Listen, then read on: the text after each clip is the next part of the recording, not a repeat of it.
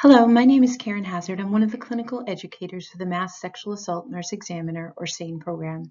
This training will review how ED clinicians work together with sexual assault nurse examiners, or SANEs, to provide care for patients following sexual assault.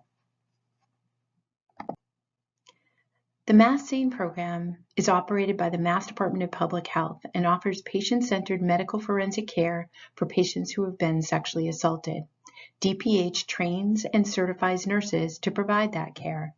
The Mass SANE program provides one high-quality standard of care for patients 12 years and older through two evidence-based delivery models. One is in-person SANE care, and the other is SANE care via telehealth.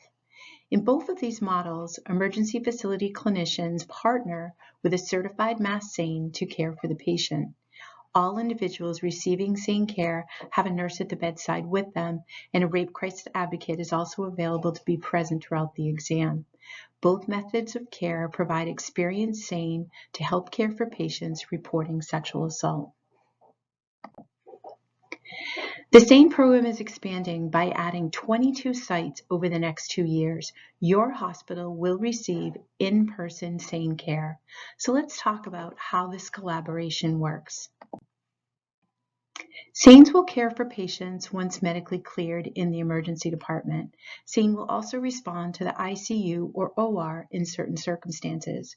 If an inpatient happens to disclose sexual assault in your hospital, they should not be transferred to the ED or ICU for SANE care. Hospital staff must care for the patient, but they may certainly consult with SANE.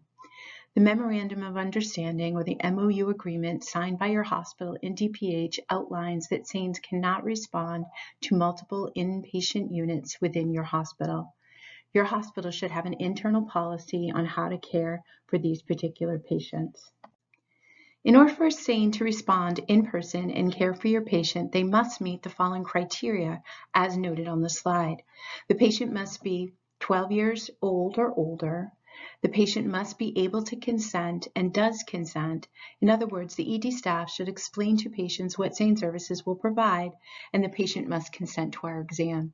We've provided your hospital with patient information forms that should be shared. The patient also needs to be awake and alert and able to consent. So if the patient has ingested alcohol or other substances, a blood alcohol level or toxicology panel does not need to be done in order for a SANE to respond. However, the patient does need to be able to consent and participate in a medical legal exam. If needed, a patient can sleep for a while, and SANE can be paged when the patient is awake and alert. Also, the assault needs to have happened within 120 hours or 5 days of the ED presentation in order for SANE to provide a forensic exam and evidence collection. And lastly, the patient needs to be medically cleared, meaning the medical provider has seen the patient, any medical issues have been addressed, especially if there are concerns for strangulation, and the patient is then considered clear to see SANE. It's important to note that in Massachusetts, a patient does not need to report the assault to police in order to have SANE care or a medical forensic exam. So this is how it works. The patient presents to triage with a complaint of sexual assault. The patient should be considered emergent or ESI level 2, and whenever possible, the patient should be provided a treatment room with as much privacy as possible as soon as possible. Rape crisis should be paged, and if a patient meets the criteria as discussed, SANE should also be paged. And when a SANE calls back, they will confer with you regarding the patient's status and readiness for a post-sexual assault care and forensic evidence collection. If the patient's status prohibits an immediate SANE response, the SANE may respond at a later time. If the patient is outside the window for evidence collection, the SANE can still provide consultation. And if that patient does meet criteria, the SANE will give the hospital their ETA. Although rare, there may be times SANE is not available due to being with another patient or staffing. If after 2 pages there's no response, the hospital staff must proceed with evidence collection as outlined in the agreement with Mass DPH. If the patient is outside the 120-hour window, the hospital staff can still provide certain things, such as documentation in the medical record, discussion of possible testing and treatment for sexually transmitted infections, offer rape crisis services, and with any chief complaint of sexual assault, a mandatory provider sexual crime report, PSCR, should be completed and faxed to the Executive Office of Public Safety and Security. PSCRs are required by law and can be found online, or your regional coordinator may provide a specific location where they can be found. Rape crisis advocates and SANEs respond as a team to care for patients that have experienced sexual assault. Rape crisis advocacy services are at no cost to the patients, and advocates are generally available on a 24/7 basis. Please page Rape Crisis for every patient. If the patient declines Rape Crisis advocacy, the advocate can still share a document that outlines their services, and the connection has then been made for a later time if the patient chooses. As SANEs, we see firsthand the advantages of a rape crisis response, such as being able to talk to the patient while we're focusing on evidence collection, being able to speak with family and friends, etc. They are a huge asset to the patient as well as to the SANE. So what a SANE medical forensic exam includes. When a SANE responds, they will review the process of care with the patient and obtain signed consent. They will then do a complete interview and document the patient's account of the assault. They will also conduct a head-to-toe exam. This detailed information is only included on the kit forms 1 through 7 and kept separate and apart from the patient's regular medical record. Based on the patient's account of the assault, the SANE will talk with the patient and decide together what parts of the medical forensic exam and evidence collection should be done. If a patient requires a speculum exam for evidence collection, the SANE will complete that along with a full genital exam. The SANE will also take digital photos of non-genital injuries as indicated. This is done with a digital camera and a new SD card for each patient. This SD card will be packaged along with the original copies of the kit forms and sent to medical records. Along with the exam and evidence collection, SANEs will also discuss exam findings with ED clinicians and recommend prophylactic medications and testing. SANEs will file the appropriate mandatory reports such as the child abuse, elder abuse, and disabled persons abuse reports. If indicated, the ED staff must file a weapons report and/or a healthcare quality report. SANEs cannot do those. SANEs will provide hospital staff with information necessary to enter a kit into the track kit system, but SANEs cannot enter the information themselves. SANE will notify police that a kit is ready for transport and follow chain of custody requirements. This may include locking the kit in the refrigerator to be signed out to police by the charge nurse or another identified person in the ED at a later time. SANEs will discharge the patient from SANE services. However, the ED clinicians provide the patient's final discharge from the emergency department. The SANE program is always available to consult by phone on any patient. SANEs also need assistance with a few things in preparation for their arrival. Bringing the SANE cart with all of our supplies as well as a GYN stretcher when a speculum exam is anticipated to the room is very helpful and saves time. If the patient is unable to consent for themselves, an alternate form of consent must be secured by the hospital prior to SANE arrival. Hospital interpreter services, as needed, must also be provided. Keep in mind, chaperones may be requested by a patient or SANE at any time in the exam process. SANEs need the ED staff's assistance for these things as well. Because SANEs are consultants, they are not able to draw labs, obtain or administer medications, or have computer access. These things need to be done by the primary nurse. Labs can be drawn by the nurse or laboratory tech as per hospital protocol. The SANE will consult with the ED provider regarding medication recommendations and testing, but the ED provider needs to order those medications and tests. In order to maintain chain of custody, once the evidence kit is open, the SANE is not able to leave the room and may ask for assistance for needed supplies, MD consultation, etc. Please remember, SANEs are there to provide assistance and consultation for your patients. We work as a team together with the ED staff to ensure a quality, trauma-informed experience for the patient. Some hints on documentation based on your role in the ED. First, for the triage nurse. A triage assessment must be documented. This includes a medical assessment as usual, as well as a behavioral assessment as the patient presents. An important reminder, patients who have been sexually assaulted have a wide array of responses, such as crying, maybe laughing, sometimes talking on the phone. We meet patients where they're at and provide trauma-informed care and always start by believing the patient. It's also important at triage to obtain the time of the assault to know if the patient meets criteria for SANE care, but there's not a need to obtain or document specific details of the assault. The detailed history of the assault will be documented on kit forms by the SANE.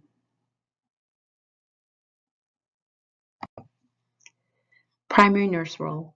The primary nurse documentation should include typical nursing notes as to the patient's medical status, medication administration and response, safety planning, discharge, and follow-up recommendations. Including the kit number in the documentation is appropriate. Specific details of the assault, however, should not be documented here.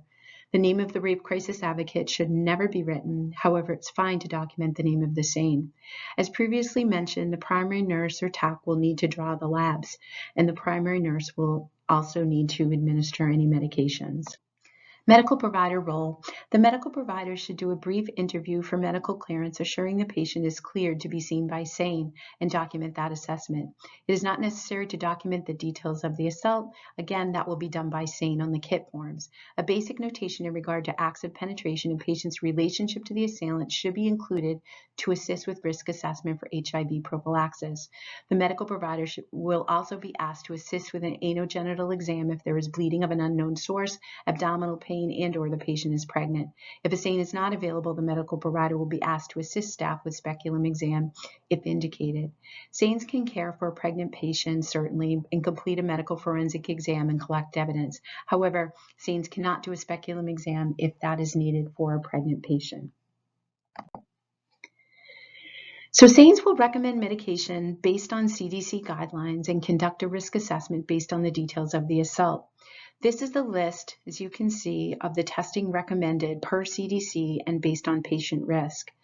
Gonorrhea, chlamydia, and trichomonas can be tested via urine. HIV, baseline Hep B series, and syphilis screening is done by serology testing, and the serum creatinine as well as ALT, AST should be added if HIV PEP is a consideration for a patient. Medications. This is a list of the 2021 CDC, Mass Department of Public Health, recommended medications following a sexual assault and are generally what SANEs will recommend unless there are contraindications, of course, such as allergies or pregnancy. In this situation, the prescriber will need to determine an alternative if indicated.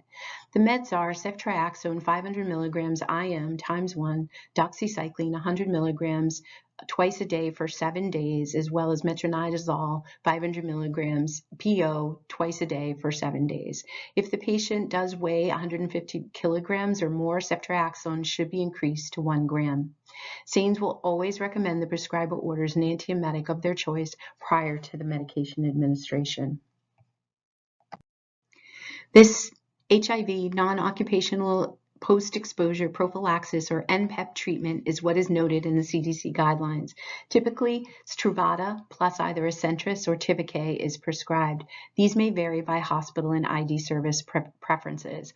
If the patient requires HIV PEP, the first dose should always be given as soon as possible in the emergency department. Meds for HIV PEP are prescribed for 28 days.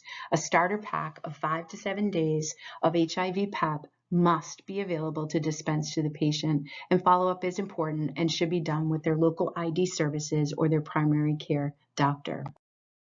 Post-sexual assault, emergency contraception is recommended for any patient capable of pregnancy. There are 2 types of EC currently available, oral medications and IUDs. The 2 oral medications are levonorgestrel, commonly known as Plan B, and iloperidone acetate, known as ELA. Note that ELA is most effective and preferred. However, Plan B may be a better choice if the patient is currently on a hormonal birth control method, because ELA can possibly decrease the effectiveness of the patient's birth control. If your hospital does not carry both Plan B and ELA, please offer what is available. IUDs, both copper and hormonal, are the most effective method of EC, however, not readily available in most EDs. If the patient prefers to have an IUD placed at a clinic or physician's office, oral EC should still be offered. After the evidence kit is completed and packaged, the SANE will notify law enforcement in the town where the assault occurred to transfer the kit to the crime lab. Law enforcement will also be notified via the track kit system that a kit is ready for transport, but both processes need to be done. If the police are not available right away, the SANE may lock the evidence in the evidence refrigerator at your site. Resource or charge nurses are often the ones responsible to sign the kit out to police. This includes completing chain of custody documentation on the kit and the refrigerator log. Hospital staff is responsible to enter the kit information into the track kit system with information provided by the SANE. TrackKit is a web-based software created to track the kit for the patient as well as manage kit inventory. TrackKit provides the patient with transparency regarding the current location of their kit and accountability for the state to ensure the patient's kit is securely stored. Patients will be given this teal card so that they are able to track their kit to where it is at any given time, such as the hospital, crime lab, police department, or storage. Hospital staff must follow procedures for logging all new kits received by the hospital into the system's inventory. When kits are completed by the SANE or hospital staff, the kit number needs to be entered into the system as a collected kit. Police are required to pick up kits logged into the system within 3 business days. The Massachusetts Attorney General believes that no patient should have to pay medical costs for a medical forensic exam as the victim of a violent crime. This includes all associated tests, medications, physician and ED charges, and copays associated with this hospital visit. The Victims' Compensation Division of the Attorney General's Office, the Department of Public Health, and the Mass Hospital Association have set up a direct billing process so that victim compensation funds can be used if the patient does not want to use their own private medical insurance for any reason. Except in special circumstances, the assault needs to have happened in Massachusetts in order for the patient to receive compensation from this state. The patient's medical insurance can be billed for all ED expenses if there are no safety or confidentiality concerns. If the patient's insurance is used, the patient should not incur any copays or other direct expenses. If the patient has federal or state insurance such as Medicare or Mass Health, Medicare or Mass Health must be billed first. Attachment B, as you can see on the slide, is critical to the direct billing process. It is found on the back of the kit, and the SANE will begin necessary documentation, kit number, patient demographics, or the medical record sticker. Hospital billing is responsible for ensuring the process is followed appropriately so the patients do not get billed. ED staff should know who they need to provide the attachment B to in order to ensure direct billing processes are followed. In review, in order for the SANE to care for a patient, they must meet this criteria. They must be 12 years old or older. The assault must have happened within 120 hours or 5 days, and the patient must be able to consent and do consent to SANE services. They also must be medically cleared by the ED provider. Rape crisis services should always be offered to every patient as soon as possible. SANE is there to consult on these patients and care for them, but please remember, ED staff remains responsible for the patient care throughout our time there. Also, SANE is always available and happy to consult with you if you have any questions. For children 11 and younger, we have a pediatric sexual assault evidence collection kit specific for that age group. Indications for the use of the Mass PD kit are located in the envelope on the back of the kit. Please read those before opening a kit.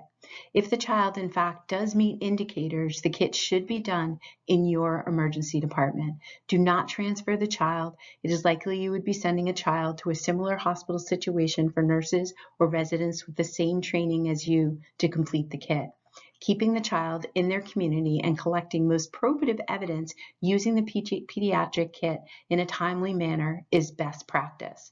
The MASS PD kit was developed for ED clinicians to conduct a minimally invasive exam. It was designed to collect evidence while the child is most cooperative and to complete as many steps as possible. ED clinicians only need to collect evidence. They are not required or expected to interpret those findings. ED providers should contact the Child Advocacy Center or the Child Protection Team that serves your community in order to facilitate follow-up for the child. Always file a 51A and report to DCF for a child 11 and younger. The 51A will be sent to the Child Advocacy Center where a child abuse clinician may offer an exam or further care as needed. Thank you for listening. We hope this information is helpful as you begin your collaboration with the SANE program.